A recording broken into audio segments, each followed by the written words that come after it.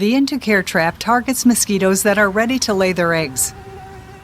The odor lure attracts Aedes mosquitoes, which can transmit Zika, dengue, and chikungunya virus and yellow fever. Attracted by the smelly water, the mosquito enters the trap and searches a spot to settle, near the water's surface. The gauze on the floater is an ideal location for the insect to land. She uses the gauze to rest while laying her eggs in the water. Unknowingly, she contaminates the water with particles from the gauze. These particles were transferred to her skin when making contact with her legs and body. The gauze has a special coating that uses polarity to bind mosquito-killing powders. The positive charge of the insect makes the particles transfer to her skin.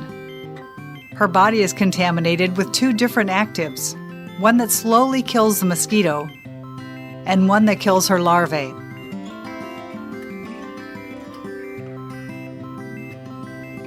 After a few days, the eggs laid in the trap hatch and become larvae.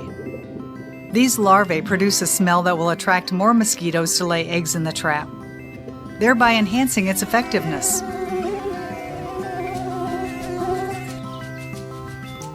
The larvicide in the water kills the larvae just before they are ready to pupate. The dead pupae sink to the bottom and are eaten by younger larvae. If the trap contains many mosquito larvae, then this shows that it is working well. Fortunately, none of these larvae will ever become adult-biting mosquitoes.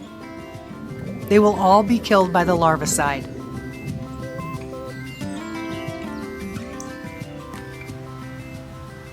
After laying a batch of eggs, the now contaminated mosquito flies out of the trap. She goes and searches for another location to lay more eggs. Rainwater in an old car tire provides a nice spot to breed. When she contacts the water, the larvicide on her legs dissolves and contaminates the breeding site. This cycle is repeated when the mosquito continues to search for other places to lay her eggs. At every stop, she contaminates the water with larvicide. Even the very small quantities that are transferred can effectively kill all larvae. In this way, she kills her own offspring, as well as offspring from other mosquitoes that use the same breeding site.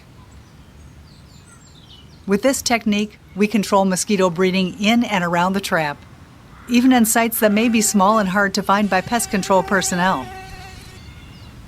One trap effectively covers an area of 400 square meters, which is about 4,300 square feet. The larvicide is not the only bioactive in the trap. The second agent is an insect-killing fungus.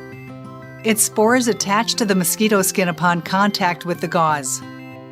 This fungus is a safe biological active that does not infect humans or pets. The spores use germination tubes to penetrate the insect skin.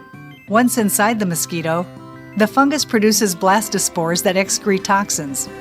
This infection makes the mosquito less active and reduces its ability to bite humans. It also inhibits the development of viruses in the mosquito gut. A fungus-infected mosquito can therefore still spread larvicide around the trap but cannot transmit disease. After a few days, the mosquito succumbs to the fungus infection and dies.